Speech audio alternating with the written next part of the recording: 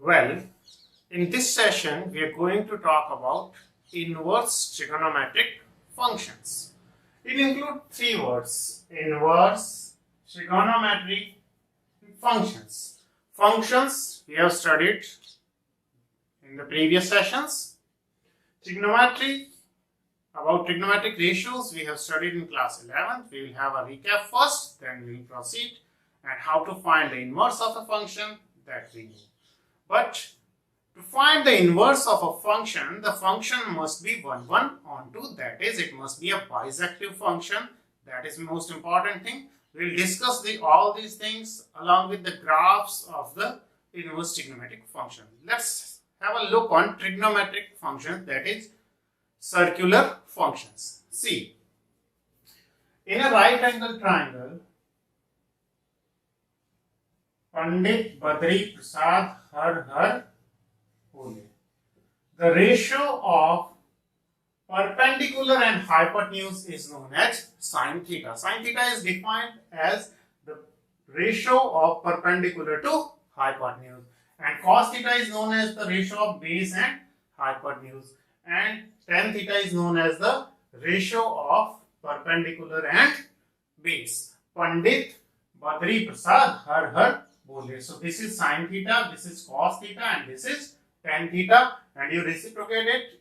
The reciprocal of sine theta is cosec theta. So hypotenuse upon perpendicular is cosec theta. Hypotenuse upon base is sec theta, and the reciprocal of tan theta is base upon perpendicular. The ratio of base to perpendicular is cot theta. So this is how we define trigonometric ratios. Now the value of these trigonometric ratios for various angles in first quadrant particularly, pi is equal to 180 degree. So simply half of pi is 90 degree. So here pi by 2 is 90 degree. Mind it, all the calculations in higher mathematics is done in radians only. So prefer radians instead of degrees. Well, this is 90. Half of 90, that is half of pi by 2. Pi by 4 is 45 degree.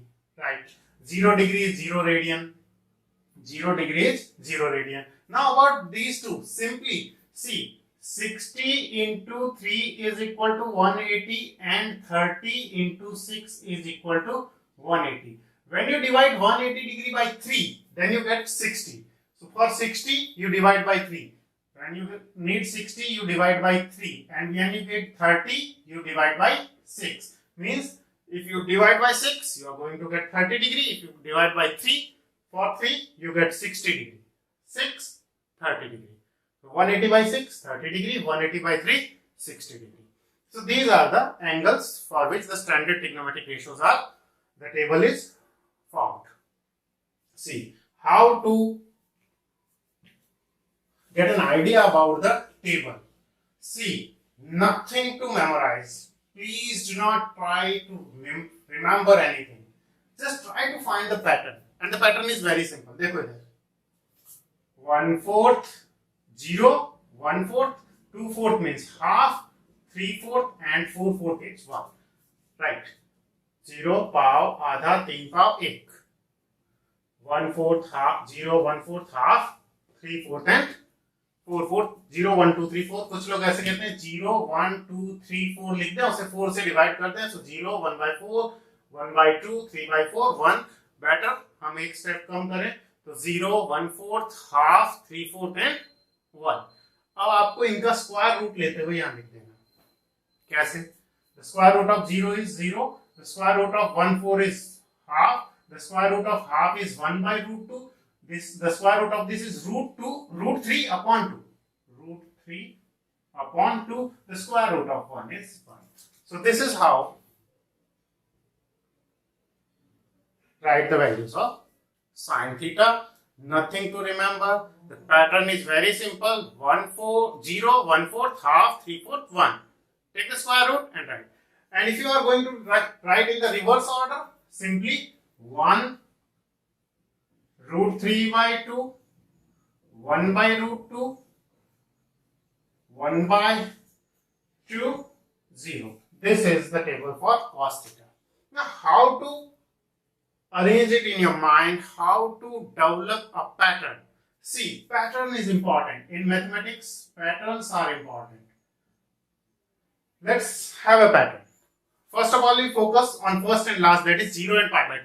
See, sine 0 is 0, sine pi by 2 is 1. There is no doubt at all. Sine 0 is 0, sine pi by 2 is 1. Now we go to the middle one. See, the value of sine theta and cos theta is same, and that is the square root of half. Exactly in the middle, half आएगा, half का square root क्या है? 1 by root 2, 1 by root 2. तो first है 0, last है 1, बीच में 1 by root 2. अब दो बची, एक बची pi by 4 से पहले और एक pi by 4 से बाद में, that is pi by 6 and pi by 3. अब pi by 6 पे क्या है? पहले साइन कम होता है, धीरे धीरे बढ़ता, साइन कंटिन्यूअसली इंक्रीज हो रहा है, 0 1 2 3 4 इंक्रीज हो रहा है, तो साइन पहले कम है, यानी पहले 1 by 4 का स्क्वायर रूट है, that is 1 by 2 then root 3 by 2. ध्यान दो यहाँ दोनों जगह डिनोमिनेटर में 2 है, बस न्यूमरेटर पहले कम है, पहले 1 by 2 है, बाद में root 3 by 2 है. Try to find the pattern. Pattern is very simple. You know, 0, sin 0, 0, sin 91. Okay. Sin 45, 1 by root 2. Now there are two values. First one is 1 by 2. This is root 3 by 2. Both are having 2 in the denominator. दोनों में 2 है denominator. ये 1 by 2 और ये root 3 by 2. Cos में बाकी सारा उल्टा, यानी 0 पर 1 और 1 पे pi by 2 पे 0. ये दो यार साइन और कॉस दोनों 45 पे सेम होते हैं, that means the square root of half, that is 1 by root 2. अब पहले ज्यादा बाद में कम, पहले ज्यादा मतलब पहले रूट 3 by 2 और बाद में 1 by 2.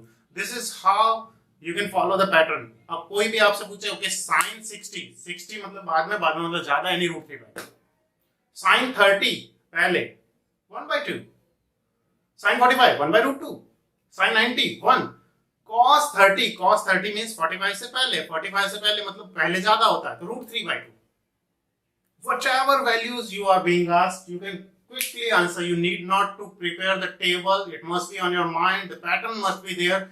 You must remember the value for 0, for pi by 2, and for pi by 4. You know both are 1 by root 2, 1 by root 2. Now there are only two things, pi by 6 and pi by 3. For pi by 6, sine is lesser than the 1 by root 2, and for cos it is greater than. So simply it is 1 by 2, root 3 by 2, and here root 3 by 2, 1 by 2. This is how we do. अब बात आते हैं tan की. Tan is nothing but sin theta divided by cos theta. So if you divide 0 by 1, you get 0. If you divide 1 by 0, that is not defined. Not defined, that is infinite. Well, if you divide this by this, 2 will be cancelled out. You will get 1 by root 3, and here you will get root 3 only. That is root 3 by 1. Well, 1 by root 2 divided by 1 by root 2 is 1. The same pattern will follow. Tan 0 is 0. Tan pi by 2 is infinite. In the middle, tan pi by 4 is 1. Why it is 1? Because sine and cos are equal. So the ratio of sine and cos will be 1. Now there are only two values. Tan is continuously increasing function. Here it is 1 upon root 3, and here it is root 3. So this is how you can follow the pattern. Again, see, for sine 0 1, in the middle 1 by root 2. Before 1 by root 2 you have 1 by 2, after that root 3 by 2. In cos you have 1 0 1 by root 2. Before 1 by root 2 you have root 3 by 2, after that you have 1 by 2. In tan 0 infinite 1, 0 infinite 1. Now you have two values left, that is for pi by 6 it is 1 by root 3, and for pi by 3 it is root 3. That is how we do. Now just reciprocate tan theta, you will get cot theta. Just reciprocate cos theta, you will get sec theta, and just reciprocate sin theta, you will get cosec theta. How you will do? If somebody asks you what is the value of sec 45, for sec 45 you need the reciprocal of cos 45. Cos 45 middle, that is root 2. Cos 45 is root 2. The reciprocal of root 2 is 1 upon root 2. The reciprocal of 1 upon root 2 is 2. अब हम बात करते हैं sin theta का curve. Y is equal to sin theta का curve. अभी sin theta कैसे बनेगा? sin 0 0 होता है और sin pi by 2 1 होता है. sin pi by 2 कितना होता है? 1. So this point is pi by 2 comma 1. और बीच में स्मूथ इस तरह से जाएगा, अपने फिजिक्स में भी पढ़ा होगा. इस तरह से ये वेव्स बनेंगी और इस साइड माइनस pi by 2 पे minus. So this is the graph of y is equal to say sin x. अब y is equal to sin x का ये ग्राफ है. सबसे पहले चेक करते हैं क्या ये फंक्शन है या नहीं। इसको चेक करने के लिए हम वर्टिकल लाइन टेस्ट करते हैं। वर्टिकल लाइन अगर कर्व को एक से ज्यादा पॉइंट पर ना कट करे कहीं भी, इसका मतलब वो फंक्शन है, यानी x की एक वैल्यू पे y की एक ही वैल्यू आ रही है। कहीं ऐसा नहीं हो रहा कि x की एक पर्टिकुलर वैल्यू पे y 2 आ रहा है। इसका मतलब हर एक इनपुट के लिए कोई ना कोई y है।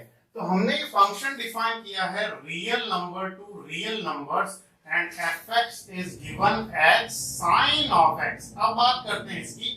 हम यहाँ देख पा रहे हैं अब कि यहाँ y की वैल्यू मैक्सिमम आ रही है 1 और मिनिमम कितनी आ रही है -1, यानी साइन x की वैल्यू कभी भी -1 से कम नहीं आएगी और +1 से ज्यादा नहीं आएगी। इसका मतलब ये ऑन टू नहीं है। y की वैल्यू यानी कि y की यहाँ कोडोमेन में हमारा सारा माइनस इनफाइनाइट, तो मैं नंबर लाइन को इस तरह से बना रहा हूँ, माइनस इनफाइनाइट से प्लस इनफाइनाइट सारे नंबर्स है, लेकिन इसमें से सिर्फ प्री इमेजेस किसकी अवेलेबल है, -1 से 1 तक के नंबर्स की। दैट मींस इनकी कोई प्री इमेज नहीं, इनकी कोई प्री इमेज नहीं, यानी ऑन टू नहीं है। इन्वर्टिबल होने के लिए ऑन टू होना जरूरी है। तो हमने क्या किया, वी मॉडिफाइड द कोडोमेन। हमने इसे मॉडिफाई किया कहां से कहां तक, -1 से 1 तक, सो दैट ये फंक्शन कैसा हो जाए, ऑन टू। लेकिन अभी भी क्या प्रॉब्लम आ रही है इनवर्स के लिए, अगर मैं हॉरिजॉन्टल लाइन टेस्ट करूं तो मैं देख रहा हूं कि यहाँ x की अलग अलग दो वैल्यू पे y की सेम वैल्यू आ रही है, यानी हॉरिजॉन्टल लाइन एक से ज्यादा पॉइंट पे कट कर रही है। x की वैल्यू यहाँ अलग है और यहाँ अलग है, इन दोनों पे y की वैल्यू सेम आ रही है, y हाइट देखो। इसका मतलब ये फंक्शन x की दो अलग अलग वैल्यू पे y की सेम वैल्यू दे रहा है, यानी ये फंक्शन 1 1 नहीं है।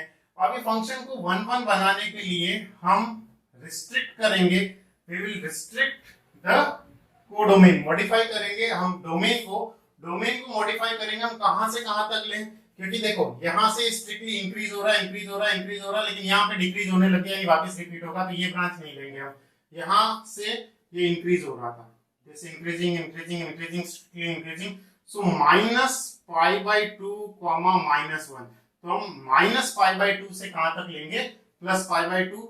यहां पर ये फंक्शन 1 1 भी रहेगा और ऑन टू भी।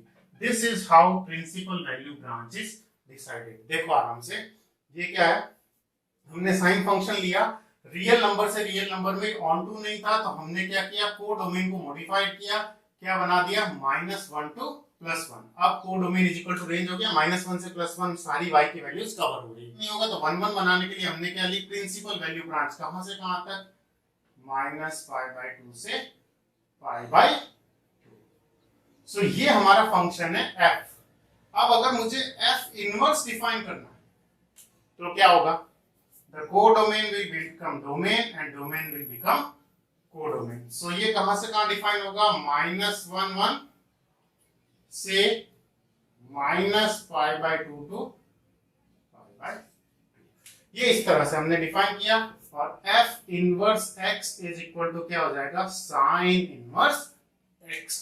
तो इसका साइन इनवर्स x का डोमेन क्या होगा, -1 से 1। यहाँ पर ये जो होगा एक नंबर इनपुट होगा, और ये नंबर इनपुट होगा, फाइनली क्या आएगा, एक एंगल, एक आंसर आएगा। तो sign inverse x is an angle, x is a number, तो वो नंबर -1 से 1 के बीच का इनपुट देंगे, तो sign inverse x finally will be an angle.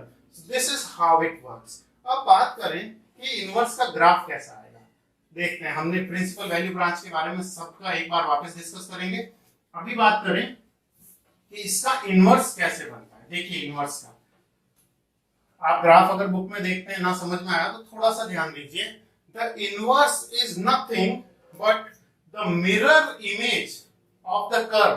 कोई भी फंक्शन हो उसका मिरर इमेज ले लें। अगर line y is equal to x ऐसी लाइन होती है जो x एक्सिस से 45 डिग्री का एंगल बनाती है और ओरिजिन से होके जाती है। अगर हम इसके अबाउट इसकी मिरर इमेज ले लें तो वो साइन इनवर्स x का ग्राफ हो जाएगा। कैसे मिरर इमेज होती है आप जानते हैं, ये यहाँ जितना दूर इमेज होती है, परपेंडिकुलर डाला उतनी ही दूर उसकी ऑब्जेक्ट होती है, उतनी ही दूर इमेज। ये इतनी दूर है तो इतनी दूर, ये इतनी दूर है तो इतनी दूर इसका पॉइंट। इस तरह से पॉइंट बनाते बनाते यहाँ पर ऐसा आएगा, यहाँ पे ऐसा, यहाँ खुद है, तो ये इसकी मिरर इमेज आ गई। In the line y is equal to x, दुनिया की किसी भी फंक्शन की का इनवर्स निकालने के लिए आप उस कर्व का क्या करना है, y is equal to x को एक लाइन मिरर मानते हुए उसका क्या ले लेना हमें, इमेज। वेल अब ये इधर है तो इसकी इमेज यहाँ आएगी, इसकी इमेज यहाँ आएगी, इन द सेम वे ये ऐसा बनेगा। So this is the curve, ये किसका ग्राफ है, y is equal to sine inverse x।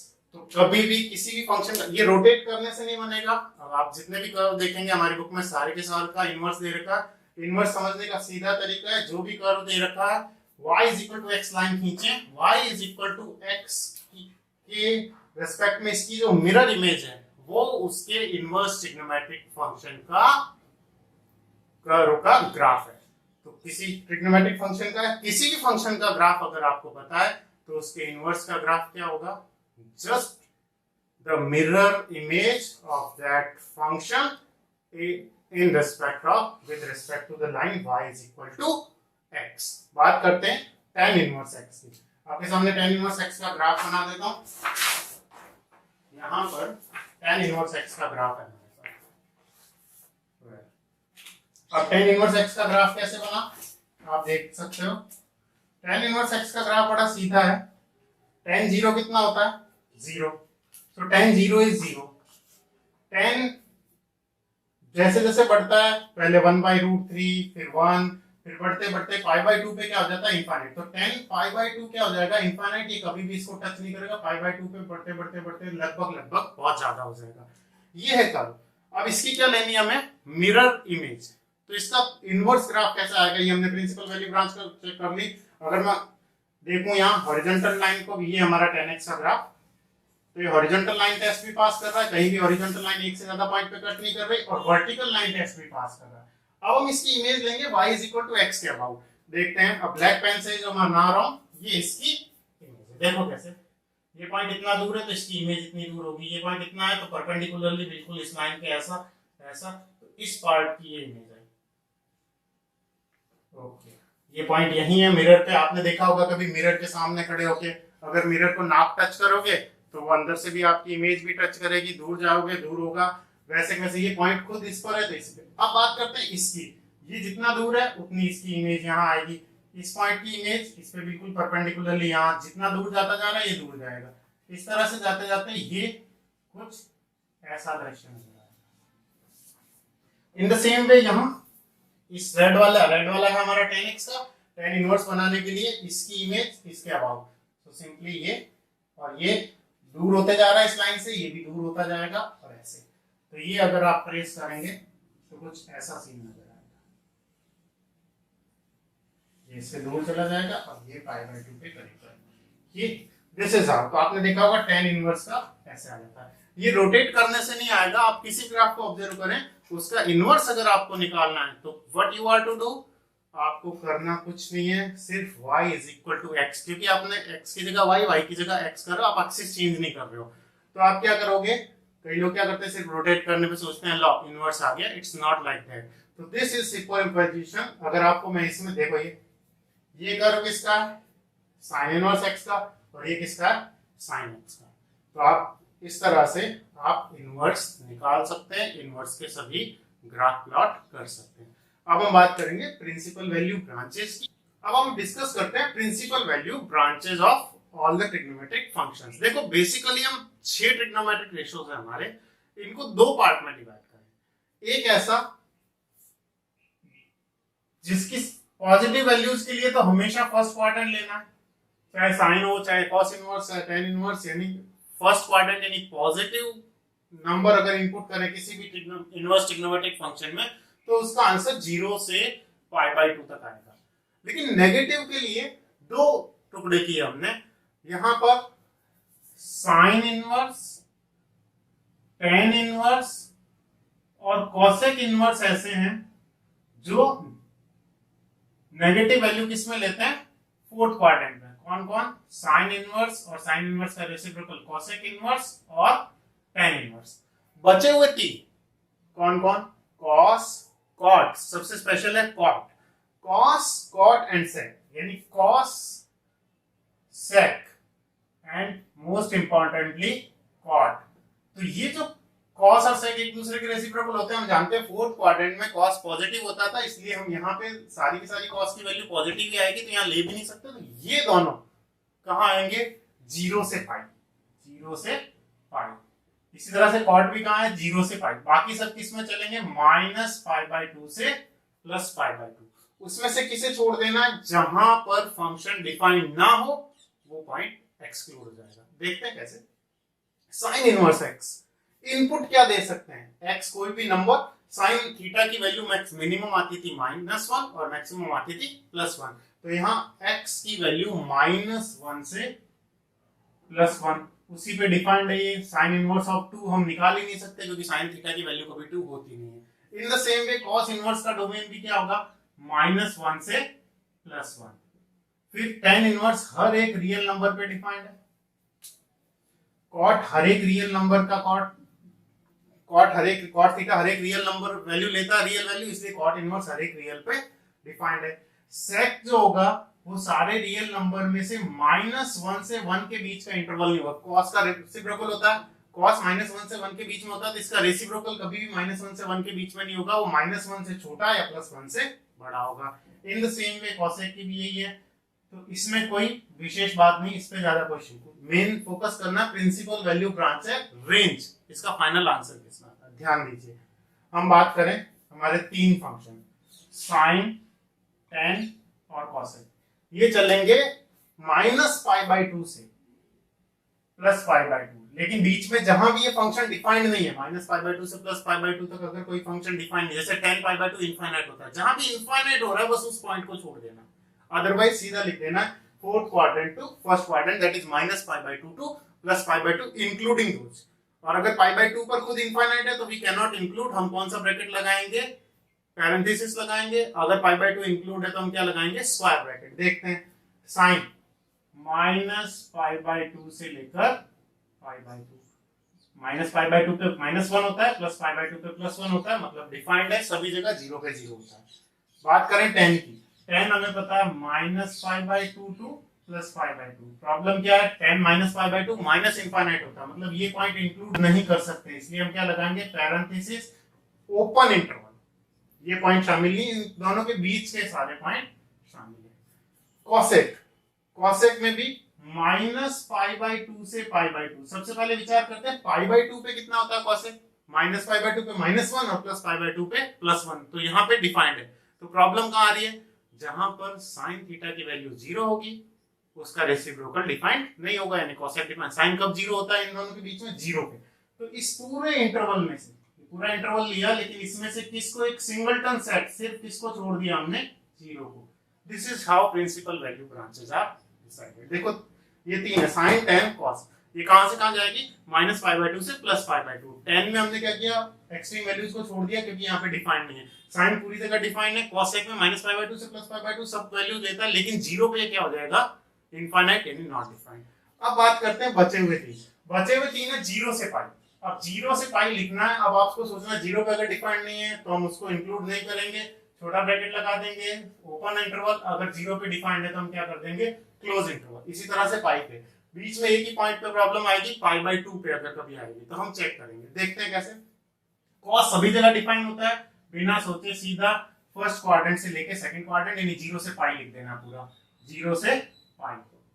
बात करते हैं कॉट, कॉट कहीं पे इनफाइनाइट होता है, बिल्कुल होता है, जहां भी tan 0 होता है वहां कॉट इनफाइनाइट होता है, तो tan 0 पे 0 होता है और पाई पे भी 0 होता है। तो प्रॉब्लम क्या है कॉट इनवर्स में, कि 0 भी शामिल नहीं कर सकते और पाई भी शामिल नहीं कर सकते। π/2 कॉट π/2 0 होता है, कोई प्रॉब्लम नहीं।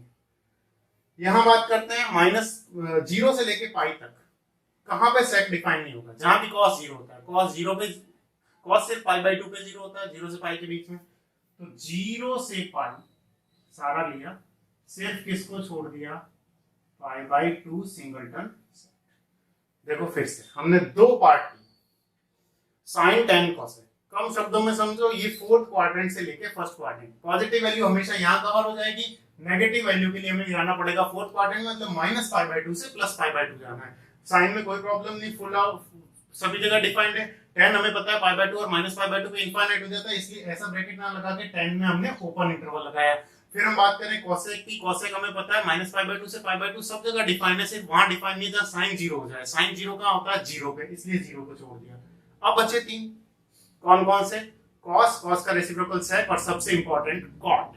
अब ये सारे क्या होते हैं? 0 से पाई, 0 से पाई। तो लिखना 0 से पाई है। अगर मैं बात करूं किसकी? कॉस की, तो कॉस में कोई प्रॉब्लम ही नहीं है, कहीं भी इनफाइनाइट नहीं होता है, तो पूरा 0 से पाई। अब मैं बात करूं अगर कॉस के बाद में सेक इनवर्स, सेक इनवर्स वहां 0 से पाई के बीच में, या 0 या पाई पे कहां पर नहीं है डिफाइंड। कॉस 0 तो 1 होता है, कॉस पाई -1 होता है, कोई प्रॉब्लम नहीं। प्रॉब्लम तो आएगी π/2 पे, जहां पे भी ये एक पार्ट पूरा हो रहा है, एक क्वाड्रेंट, या तो 0 पे प्रॉब्लम होगी, या पाई पे, या π/2 पे। तो 0 से पाई तो सब अलाउड है, लेकिन इसमें π/2 अलाउड नहीं है। अब बचा सिर्फ कॉट, तो कॉट इनवर्स लेना है 0 से पाई। अब 0 से पाई, क्या कॉट 0 डिफाइंड है? कॉट 0 कितना होता है? tan 0 का रेसिप्रोकल इनफाइनाइट, डिफाइंड नहीं है, तो भूल जाओ, भूल जाओ। This is how the principal value branches are defined. फिर से देखें, तीन ही तरह के हैं, तीन, दो पार्टीशन किए, तीन के, साइन, कोसेक, tan। ये तो किस में आएंगे? फोर्थ क्वाड्रेंट से फर्स्ट क्वाड्रेंट। सिर्फ -π/2 से +π/2 के बीच में वो हमें पॉइंट छोड़ देने जहां पे वो फंक्शन डिफाइंड नहीं था। तो सीधी सी बात है, साइन में कोई प्रॉब्लम नहीं, कोसेक में प्रॉब्लम कहां होगी? जहां साइन 0 होगा। साइन 0 कहां होता है? -π/2 से π/2 के बीच में, 0 पे, तो 0 को छोड़ दिया। tan में tan π/2, -π/2 भी इनफाइनाइट है और tan π/2 भी इनफाइनाइट, इसलिए -π/2 और π/2 को एक्सक्लूड कर दिया। बचे हुए 3, 0 से पाई के बीच में। 0 से पाई के बीच में क्या करना है? जहां जहां डिफाइन नहीं उसको छोड़ दो। कॉस में कोई प्रॉब्लम नहीं, 0 से पाई। और बाद में हम बात करें किसकी? कॉट की। Cot is 0 to pi but will not include 0 and pi. Last but not the least बात करें सेक की, तो सेक π/2 इनफाइनाइट हो जाता है, इसलिए सेक π/2 में 0 से pi -π/2। This is how principal value branches are given. Well, यहां हम बात कर रहे हैं एक्सरसाइज 2.1 की। मान लिया अगर आपसे कोई पूछे tan इनवर्स √3 की वैल्यू क्या होगी, प्रिंसिपल वैल्यू इसकी क्या होगी, तो करना क्या है? वैसे तो सीधा ही आंसर लिखना चाहिए। वो एंगल जिसके लिए tan थीटा की वैल्यू √3 आती है, वो एंगल जिसके लिए tan थीटा की वैल्यू √3 आती है, और ऑब्वियसली √3 बाद में आता है tan की टेबल में, यानी कहां पर? π/3, 60 degree, π/3। So it's answer is π/3। ये माना ये थीटा के बराबर है, और बाद में पता लगेगा थीटा π/3। इसको लिख के ऐसे भी दिखाते हैं कई लोग, हम ऐसे नहीं लिखेंगे, लेकिन एक क्वेश्चन समझने के लिए दोनों तरफ का tan लें, तो tan of tan inverse √3 is equal to tan theta. तो ऐसा नहीं कि ट्रांसपोज हो रहा है tan इनवर्स, ऐसा नहीं है, हमने दोनों तरफ इनवर्स ऑपरेशन लिया, f इनवर्स ऑफ f। तो f इनवर्स ऑफ f ये बचेगा सिर्फ √3, √3 is equal to tan theta. अब √3 की जगह क्या लिख सकते हैं? tan π/3, यानी यहां से कंपेयर करने पे थीटा कितना आ गया? π/3। So we are not going to waste as much time, but फिर भी यहां से हम सीधा ही कह सकते थे वो एंगल जिसके लिए tan थीटा की वैल्यू √3 है। tan थीटा की वैल्यू √3 कब होती है? π/3 पे। This is answer. So in questions को ऐसे लिख के कर सकते हैं, वैसे जरूरत नहीं, क्योंकि जब आप 11th 12th क्वेश्चंस पे आएंगे आप सीधा ही लिखेंगे। देखिए यहाँ एक इंपॉर्टेंट प्रॉपर्टी समझ लें, सबसे इंपॉर्टेंट। हमने दो ग्रुप बनाया, अभी प्रिंसिपल वैल्यू ब्रांचेस की बात की कि एक ऐसा है जो फोर्थ क्वाड्रेंट से फर्स्ट क्वाड्रेंट यानी -π/2 से +π/2 चलता है, एक 0 से पाई। 0 से पाई वाले जितने भी है कौन कौन है? कॉस, सेक और cot. Cos inverse, sec inverse और कॉट इनवर्स। इसमें कभी भी -x हो, कॉस इनवर्स -x हो, तो कैसे आएगा वो? Pi minus cos inverse pi, sorry pi minus sec inverse, pi minus sec inverse, और कॉट इनवर्स में पाई माइनस कॉट इनवर्स। बाकी के जो तीन है, जो -π/2 से +π/2, उसमें सिंपली क्या आ जाएगा? माइनस बार आ जाएगा। जैसे clear, sine inverse -x minus बार, cosec inverse minus tan inverse -x minus tan inverse -x, sorry, is equal to tan inverse -x। तो साइन, कोसेक और tan में सिंपली माइनस बार आ जाएगा, कॉस, सेक और कॉट में क्या होगा? पाई माइनस आएगा।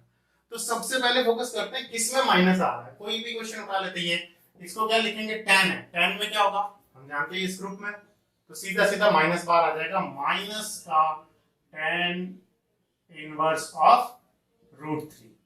वो थीटा जिसके लिए tan की वैल्यू √3 आती हो, हमें पता है, माइनस तो पड़ा ही है, पाई बाई बाद में नहीं पाई बाई। और माइनस वाला ये, तो माइनस को सबसे पहले सॉल्व करेंगे। माइनस का क्या होगा, ये पाई minus cos inverse, pi minus cos inverse half. Cos के अंदर वो कौन सा एंगल जब टेबल में हाफ कब आता है, बाद में। कॉस के अंदर बाद में हाफ आता है, नहीं pi minus pi by 3 that is 2 pi by 3, that is answer. So this is tan inverse -1। Minus कैसे आएगा, tan में सीधा सीधा माइनस बाहर, तो क्या होगा यहाँ minus of tan inverse 1। tan के अंदर 1 कब आता है, हमने टेबल डिस्कस की पाई बाय 4 पे, minus pi by 4 is the answer. यहाँ पर sec के अंदर 2 बाई रूट 3 सीधा लिख सकते हैं। sec के अंदर 2 बाई रूट 3 तब आएगा जब cos के अंदर रूट 3 बाई 2 आए। cos के अंदर रूट 3 बाई 2 पहले यानी पाई बाय 6 पे आता है, तो सीधी सीधी इसकी वैल्यू आ गई पाई बाय 6। कुछ लोग इसे cos में चेंज करते हैं, cos इनवर्स ऑफ इसका रेसिप्रोकल। रेसिप्रोकल में चेंज करने से पहले माइनस जरूर हटा लेना, मैं एक क्वेश्चन अभी डिस्कस करूंगा। अब इस पे आगे cot के अंदर रूट 3 वैल्यू कब होती है, टेबल हेलो, cot के अंदर रूट 3, cot के अंदर रूट 3 पहले होती है, कहां पर, पाई बाय 6 पे। माइनस कैसे हटेगा, pi minus cos inverse of 1 by root 2। अच्छा cos के अंदर 1 बाय रूट 2 पाई बाय 4 पे आती है, तो pi minus pi by 4, pi minus pi by 4 कितना है, 3 पाई बाय 4। कोई भी क्वेश्चन, ये क्वेश्चन है, सबसे पहले माइनस का निपटारा करें, सबसे पहले माइनस हटाएं। क्या होगा ये, cosec inverse of minus root 2, सबसे पहले माइनस, माइनस बाहर आ जाएगा cosec इनवर्स में, माइनस का cosec inverse of root 2। cosec inverse के अंदर रूट 2 तब होगा जब sin के अंदर इसका रेसिप्रोकल यानी 1 बाय रूट होगा, 1 बाय रूट 2 यानी मिडिल में यानी पाई बाय 4 पे, तो माइनस का pi by 4। This is how this exercise is done. कोई भी ले लो, cosec इनवर्स 2, cosec के अंदर 2 तब आएगा जब sin के अंदर 1 बाय 2 आएगा, sin के अंदर 1 बाय 2 पहले आता है यानी पाई बाय 6 पे। cos के अंदर रूट 3 बाय 2 कब आता है, लिख के भी इज इक्वल टू थीटा करके भी दिखा सकते हैं, लेकिन जरूरत नहीं, क्योंकि यहाँ देखो, यहाँ आप theta theta theta pi Sai 3 दिन एंगल नहीं लेंगे, सीधा सॉल्व करेंगे। मैं इसको करता हूँ, देखो tan इनवर्स 1 नो प्रॉब्लम, पहले हम माइनस हटाते हैं, यहाँ भी है cos inverse of minus half की जगह क्या लिखेंगे, पाई minus cos inverse half, minus बाहर ले लिए, पाई माइनस हो गया, cos में क्या होगा, पाई minus cos inverse. sin inverse में माइनस होता है तो क्या होता है, माइनस बाहर आ जाएगा, तो आ जाएगा माइनस का sin इनवर्स हाफ। अब वही टेबल से वैल्यू, tan इनवर्स में 1 कब होता है, पाई बाय 4 पे, प्लस पाई माइनस cos के अंदर हाफ कब होता है, बाद में यानी पाई बाय 3 पे, माइनस प्लस माइनस माइनस हो जाएगा। sin के अंदर हाफ कब होता है, शुरू में यानी पाई बाय 6 पे। अब इसको सॉल्व करते हैं, ये आ जाएगा पाई बाय 4, पाई में से पाई बाय 3 गया तो 3 पाई में से 2 पाई गया तो 2 pi by 3, 2 pi by 3 minus pi by 6। हम एलसीएम ले लेंगे 12, 12 एलसीएम लिया, this is 3 pi, this is 4 2 जा 8 pi minus 2 pi, so 8 and 3 11, 11 minus 2 is 9 pi by 12, 9 pi by 12 3 की टेबल से कैंसिल हुआ तो 3 pi by 4 is the answer. In the same way, इसकी बात करें, cos के अंदर हाफ वैल्यू कब होती है, सीधी सीधी बात है, पाई बाय 3 पे 60 डिग्री पे, प्लस 2 टाइम्स ऑफ sin के अंदर हाफ कब होती है, 30 डिग्री पे यानी पाई बाय 6 पे। अब इसको सॉल्व किया तो ये पाई बाय 3 प्लस 2 से 6 कैंसिल हुआ तो पाई बाय 3, पाई बाय 3 को जोड़ा, 3 LCM, pi plus pi is 2 pi by 3। अब बात करते हैं इसकी कर लें, cos के अंदर रूट 3 बाय 2 वैल्यू कब होती है, पहले यानी पाई बाय 6 पे, ये माइनस पहले बार लिया तो माइनस का sin इनवर्स 1 बाय 2, sin के अंदर 1 बाय 2 वैल्यू कब होती है, सीधी सी बात है, sin के अंदर वैल्यू 1 बाय 2 होती है पाई बाय 6 पे, तो माइनस पड़ा, इसकी जगह पाई बाय 6। अब सारे क्वेश्चन हो गए, ये है प्रिंसिपल वैल्यू ब्रांच से रिलेटेड क्वेश्चन, इसमें भी कोई प्रॉब्लम नहीं है। tan इनवर्स रूट 3 क्या है, tan के अंदर पाई बाय 3 पे होती है, माइनस, माइनस कैसे हटेगा, ये माइनस, इसको लिखेंगे ब्रैकेट में पाई माइनस sec इनवर्स 2।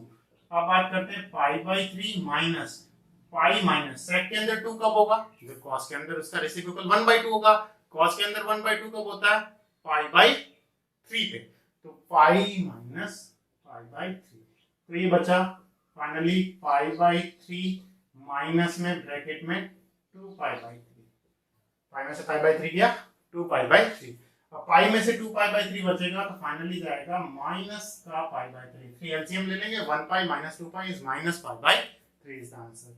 अब ये प्रिंसिपल वैल्यू ब्रांच पे फेस है सीधा सीधा।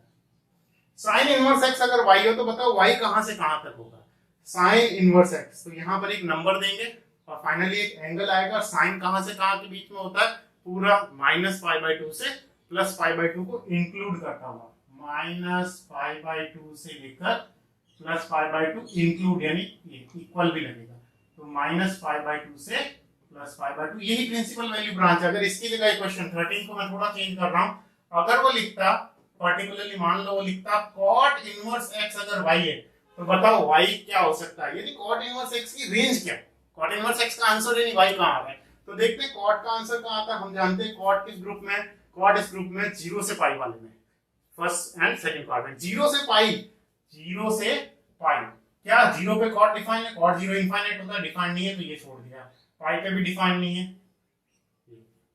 This is.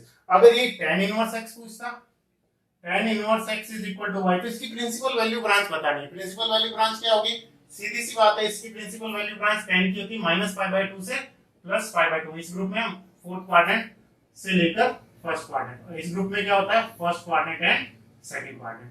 तो ये -π/2 से +π/2 चलेगा, -π/2 से +π/2, tan के बारे में बात कर रहे हैं, तो tan -π/2 पे डिफाइन नहीं है और π/2 पे भी डिफाइन नहीं है। तो टेबल जो हम बात कर रहे हैं, जो बुक में समरी में भी दे रखी है, लास्ट पेज पे भी दे रखी है, तो प्रिंसिपल वैल्यू ब्रांच अगर हमें पता हो तो इस टाइप के क्वेश्चंस का आंसर दे सकते हैं, इस तरह से हम क्वेश्चन कर सकते हैं।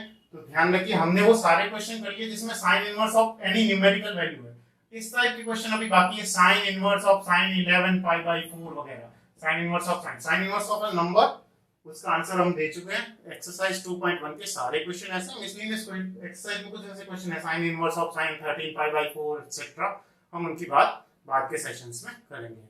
आई होप आप एक्सरसाइज 2.1 सिर्फ इन फॉर्मूले पे बेस्ड है और बहुत टेबल आपको याद हो, जिसकी हमने कोशिश की कि टेबल को एक पैटर्न फॉलो करके, जैसे हमसे कोई पूछे साइन के अंदर 1/2 कब आता है, तो हमारा आंसर होना चाहिए π/6, दैट्स ऑल। अगर ये आता है तो एक्सरसाइज में कोई भी प्रॉब्लम नहीं है। I hope you will be able to do it. Thank you.